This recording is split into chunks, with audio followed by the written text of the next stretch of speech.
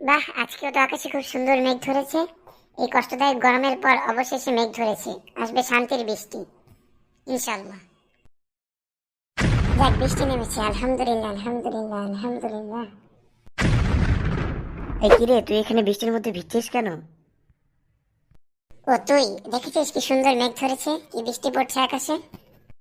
হ্যাঁ, সে তো ঠিক আছে, কিন্তু ঘূর্ণিঝড় রেমাল আসছে, শুনেছিস? সেটা আবার কি? সেটা এক ভয়াবহ ঘূর্ণিঝড়। এ থেকে বাঁচতে আমাদের সকলের কিছু করণীয় মেনে চলা দরকার। আমাদের সকলের নিরাপদভাবে থাকা উচিত।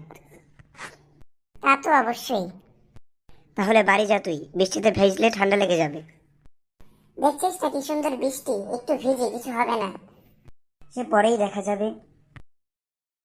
আহ, কি ভালো লাগছে এই বৃষ্টিতে। ওমা, কি অবস্থা হলো